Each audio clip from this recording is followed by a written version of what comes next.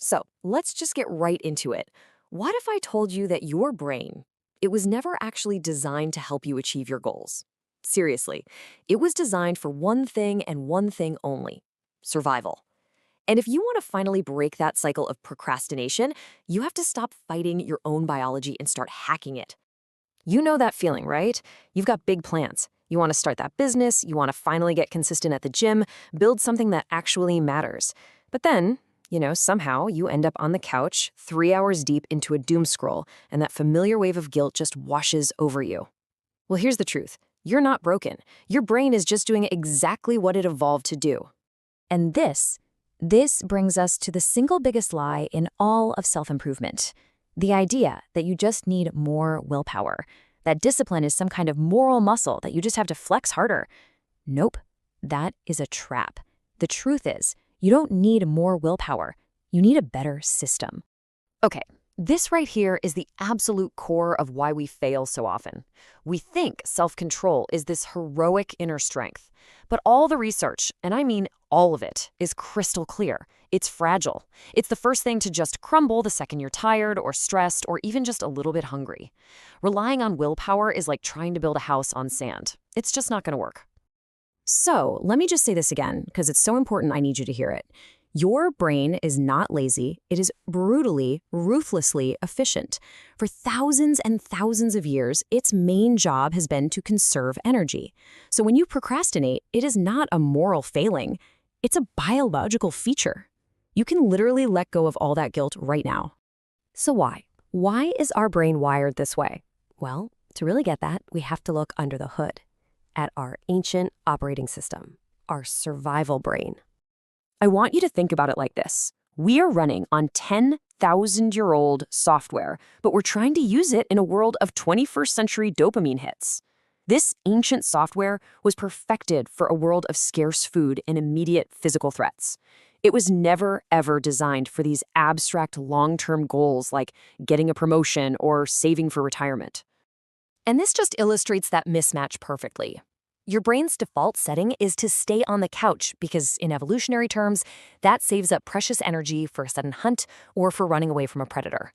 The problem is, for most of us, that hunt, it isn't coming. Now, there's a cool neurobiological term for this. It's called cognitive ease. It's basically a fundamental law of your mind. When you're faced with two options, your brain will almost always automatically drift towards the one that takes less effort. It's why mindlessly scrolling Instagram feels so much easier than opening a book. The system is working perfectly. It's just working against your modern goals. Okay, so if fighting our own biology is a losing battle, then what's the alternative? We hack it. We stop trying to force our way through with sheer willpower, and we start engineering a system that makes our survival instincts work for us, not against us. This, right here, is how you take back control. And this hack really has two main parts. First, we become the architect of our own choices. And second, we automate the habits we actually want to build. These two strategies work with your brain's deep-seated love for efficiency, not against it. This is the golden rule of what's called choice architecture. You have to design your environment so that the right behavior is literally the path of least resistance. You want to read more? Okay. Don't hide the book in a drawer somewhere.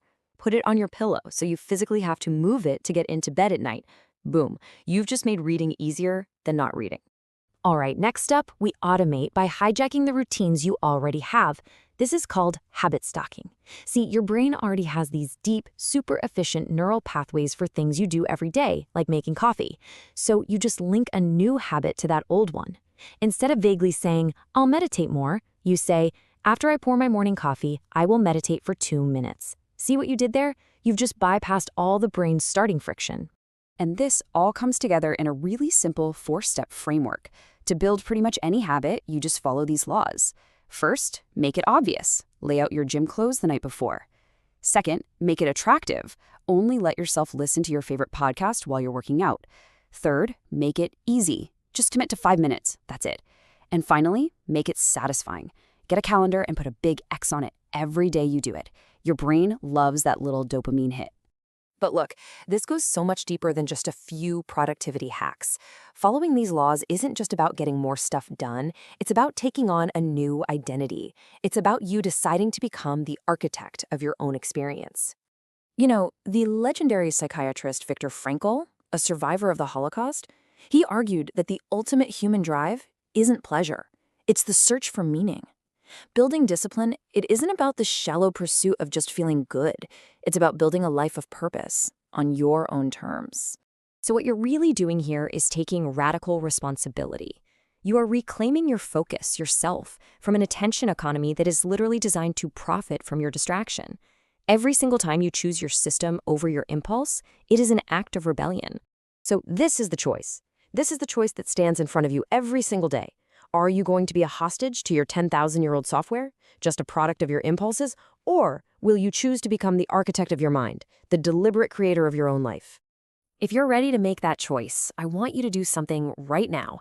Go down to the comments and declare it. Right, I am the architect of my own mind. And look, this isn't just a comment. This is a symbolic declaration of your new identity. It's the very first step in building your system. Now go build.